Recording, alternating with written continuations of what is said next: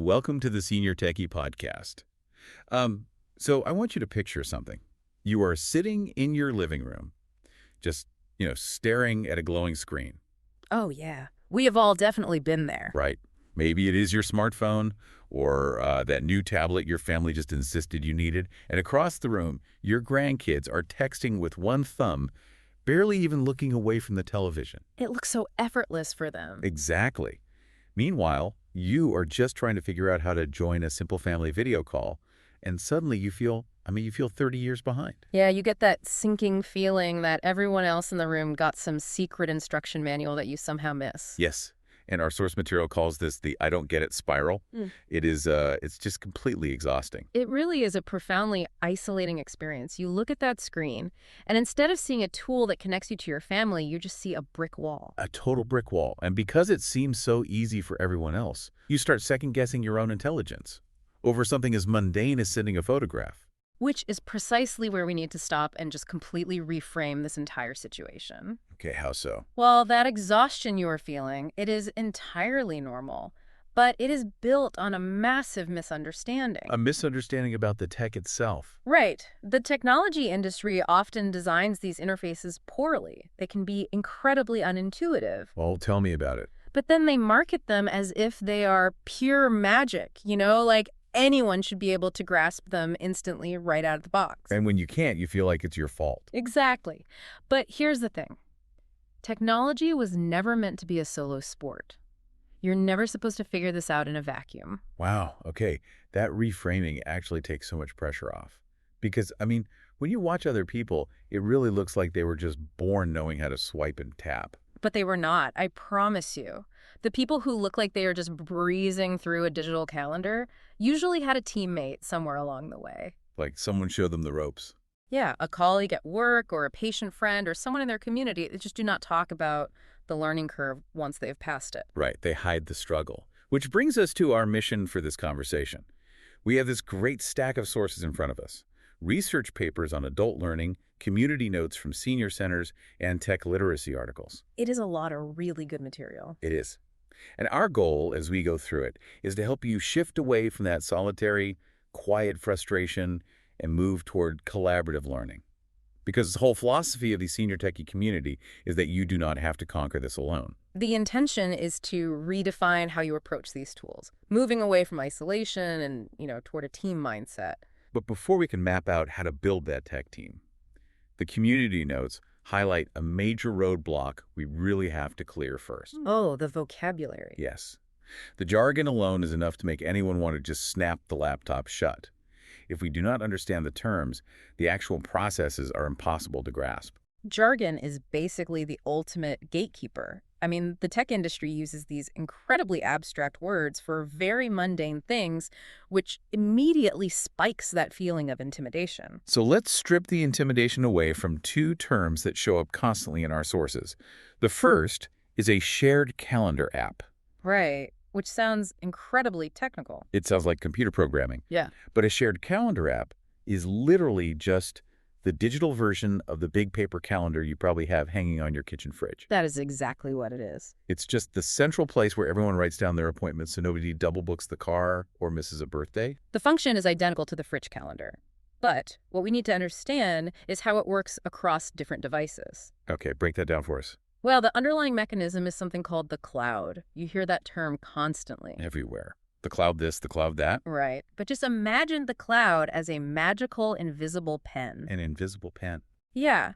So when your daughter types a doctor's appointment into her phone in Seattle, that invisible pen instantly reaches across the country and writes the exact same appointment onto the digital fridge calendar on your phone in Ohio. Oh, wow.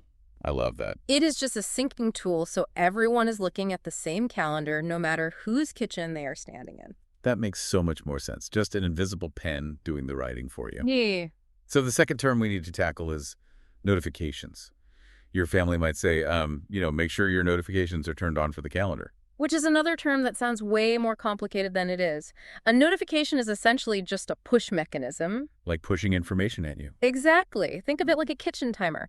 But unlike a standard timer where you decide when to wind it up, the technology itself decides to ring to get your attention. Or like a sticky note that suddenly pops up on your fridge. Yes, it is a digital tap on the shoulder. A little ping or a red dot reminding you to actually walk over and look at that digital fridge calendar. Which is helpful, but it also explains why our phones are just constantly beeping at us. Yeah, there are a lot of kitchen timers going off. Okay, so with the jargon grounded in reality, let's look at what tech teamwork actually looks like in practice. Because I'll be honest, when I hear teamwork, my mind immediately goes to like a corporate boardroom. Oh, with whiteboards and laser Whiteboard. pointers? Yes, high-pressure presentations and performance reviews. Well, the research on adult tech literacy paints a very different picture.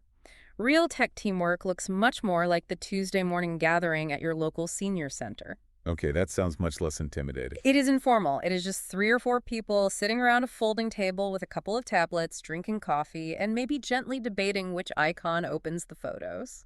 There is actually a really vivid example in the community notes about this woman named Doris. Let's put you, the listener, at that folding table with Doris. I love this example. So Doris has spent the last week tinkering, and she finally figured out how to use that invisible pen.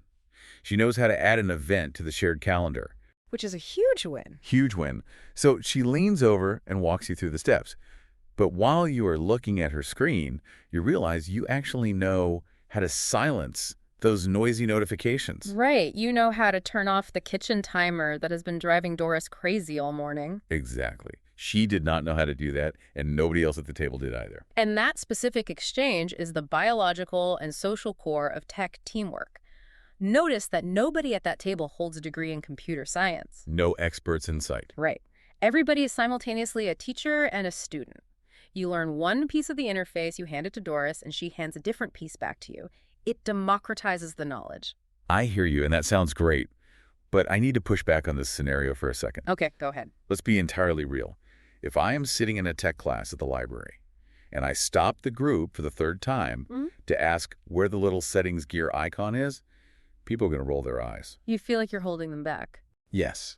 Constantly asking for help feels like being a burden.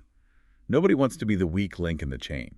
That is actually the most common fear cited in the adult learning studies. I'm not surprised. But that fear is based on the assumption that you are in the wrong kind of group.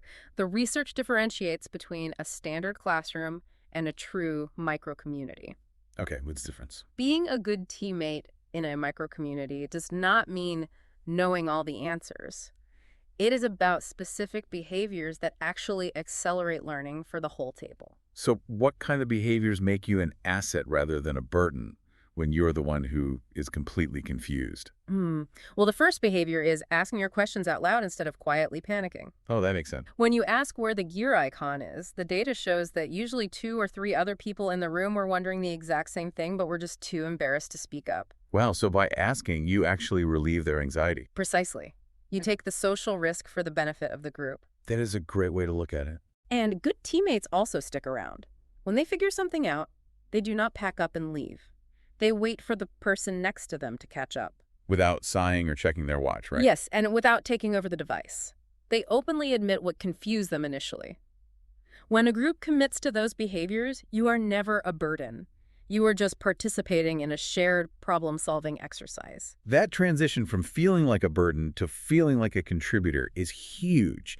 And the research papers in our stack dig into why this supportive environment is so critical. It is fascinating stuff. It goes far beyond just feeling nice. It actually changes the biology of how our brains process new information. Yes, we really have to examine the physiological freeze response. Okay, let's get into the biology. Think about a moment when a well-meaning relative was rapidly firing instructions at you. Swipe down from the top corner, no the other corner, double tap that, enter your password. Oh, my heart rate is going up just hearing that. Exactly. What happens physically? Your mind goes completely blank. You just freeze. Your stomach drops, your shoulders tense up, and you literally cannot remember a single word they just said. A vital takeaway from the psychological research is this, that freeze response is not a lack of intelligence. It is an acute stress reaction. It's stress. Yes. When you are rushed, your brain perceives a threat. Your amygdala, which is the part of the brain responsible for the fight or flight response, it completely hijacks the system. Wow. It floods your body with cortisol. And what does cortisol do to the actual learning process? It literally blocks the hippocampus, which is the center of the brain responsible for forming new memories. So you physically can't learn. Right. When you are under that kind of under social pressure, your brain is biologically incapable of retaining the instructions. You cannot learn because your nervous system is too busy trying to survive the stress of the moment. That explains so much. I mean, imagine being on a video call with your extended family. Suddenly, someone asks you a direct question and you realize you are muted. Oh, the worst feeling. You are frantically fumbling to find the little microphone icon. The pressure in that moment feels identical to sweating through a high-stakes presentation. Your heart rate elevates immediately. Yeah, because the stakes feel intensely personal. You feel the weight of a dozen eyes staring at you, just waiting for you to figure it out. And your body does not know the difference between a physical threat and the social threat of holding up your family's video call. The physiological reaction is identical. Okay, so if our brains are literally shutting down our ability to form memories because of this stress, how do we fix it?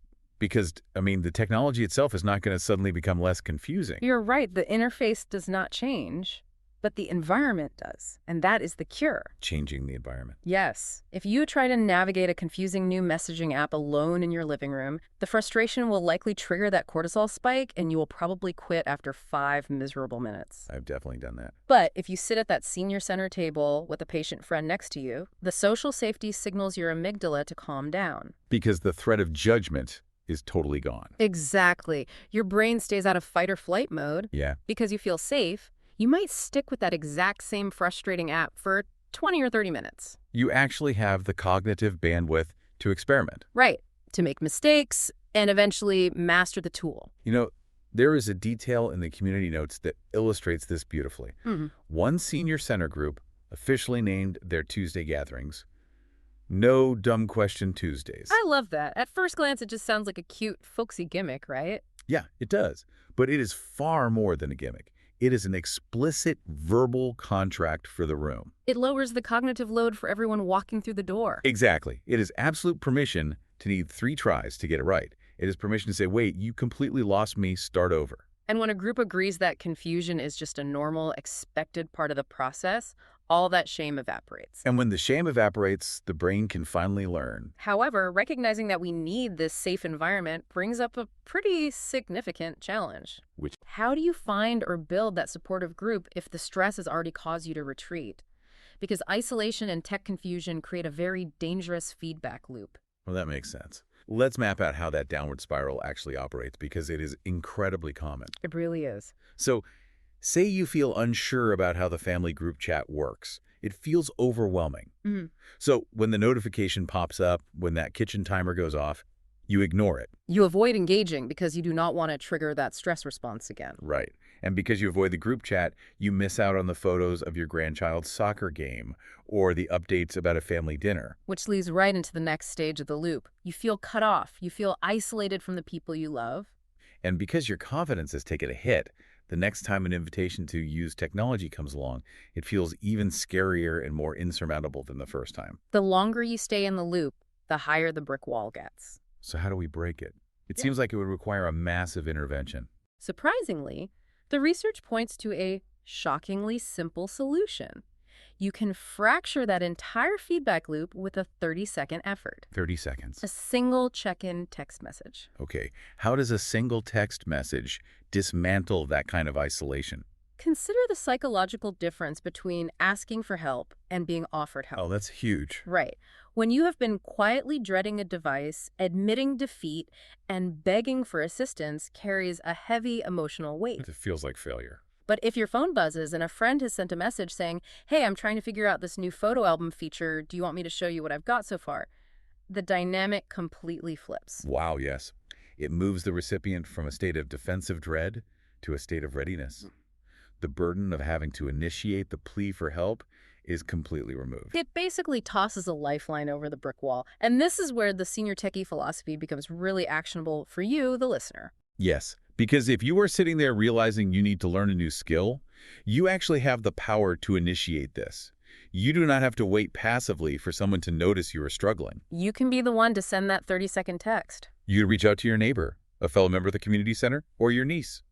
Just ask them, hey, what have you figured out lately on this new operating system? People hesitate because we carry around this heavy assumption that we are bothering people by asking for their time. But are we? The psychology of helping others reveals the exact opposite. When you ask someone to share their specific expertise, even if it is just how to make the text on the screen larger, you are paying them a compliment. You are validating their competence. Yes, most people genuinely enjoy feeling useful and valued. So once we send that text and break the ice, we need a strategy. We want to build an informal tech team without overwhelming our friends or burning out our family members. Exactly. We need a plan. Well, the adult learning studies in our sources provide a very specific 4-step blueprint for organic learning. And the beauty of this blueprint is that it avoids the traditional rigid classroom model completely. Okay, walk us through it. What is step 1? Step 1 is crucial. Identify one person in your life who is just a single step ahead of you on a specific issue. Wait, just a single step? Because this is where we usually get it wrong.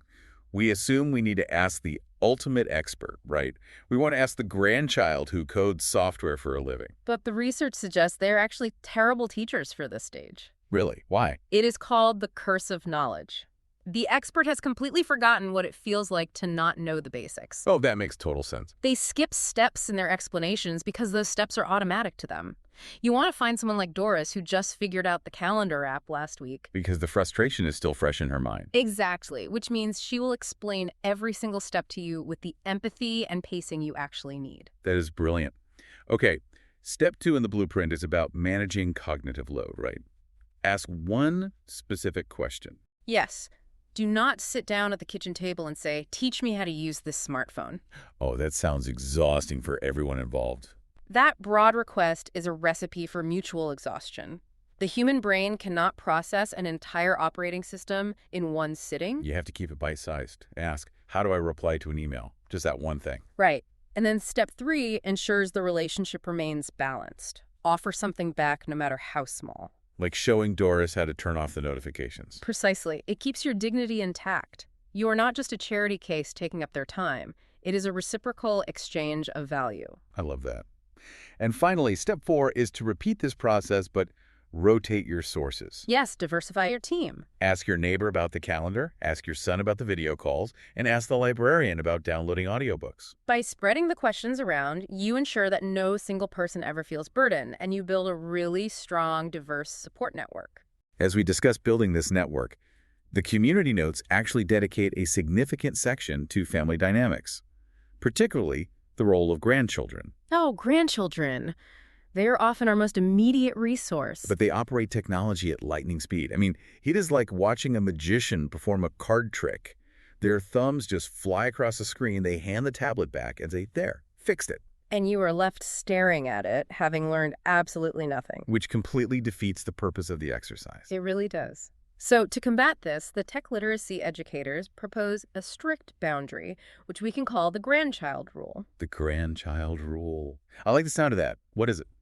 If a grandchild or any younger relative really is going to assist you, you, the grandparent, must physically hold the device the entire time. Do not let them take it out of your hands. Never. The grandchild is only allowed to offer verbal guidance. They can point, they can instruct, but you must execute the action. Why is that so important? Because learning a digital interface relies heavily on muscle memory and tactile feedback. Your brain needs to connect the physical action of tapping the screen with the visual result. So if they do it for you, that neurological connection is just never made. Exactly. It is a great way to set boundaries. We also want to highlight that your team does not have to be limited to your immediate family or friends. There are incredible structured resources available for free. AARP is a prime example of this. If you visit aarp.org, they offer guided tech help sessions specifically designed around the peer-to-peer learning models we have been discussing. They understand the pacing required. They absolutely do. Public libraries are also massive helps for this. Librarians are trained educators who excel at breaking down complex information, without the emotional baggage that sometimes comes with family instruction. Which can be a huge relief. But as you expand your circle and start exploring the internet with more confidence, we do have to include a necessary safety net. Yes, the digital world definitely requires vigilance. Unfortunately, there are bad actors designed to exploit confusion. If a pop-up window tells you your computer is infected, or an email from an unknown source asks for personal information, or even if a so-called helpful tech tip just feels manipulative, you really need to know how to respond. You should bookmark the FBI's Internet Crime Complaint Center at ic3.gov. Yes, ic3.gov. It is always better to pause, verify with your tech team, and report anything suspicious rather than clicking through out of fear. A healthy dose of caution is essential. But as we absorb all these strategies, I want to leave you with a deeply reassuring reality. What's that? The landscape of technology is a treadmill, not a finish line. There will always be a software update, a newly designed app, or a completely different device. Right. The interface will keep changing, which means it will periodically keep feeling unfamiliar, no matter how much you learn today. Exactly that. When that unfamiliarity hits you next year or 5 years from now, you must remember that it is not a personal feeling. You are not slipping behind. No, you're not. The confusion is just the biological reality of learning a brand new system. The ultimate takeaway from all this research is that nobody is meant to navigate this constant change entirely on their own. As we wrap up, I want to leave you with a final thought to ponder. Consider the specific digital tool you are struggling with right now. You know, the one that makes you want to just throw your tablet out the window. We all have one. What if the process of struggling with it, asking for help, and finally mastering it is exactly what prepares you for next week? What if the very skill you feel foolish asking about today is the exact same skill you will be gently teaching to another Senior Center member a month from now? It's a beautiful way to think about it. You are not just learning for your own independence. You are training to become the teammate someone else desperately needs. This podcast was brought to you by The Senior Techie. It's available on Apple Podcasts, YouTube, and Spotify. If you'd like to receive their free newsletters, you can subscribe at subscribe.theseniortechie.com.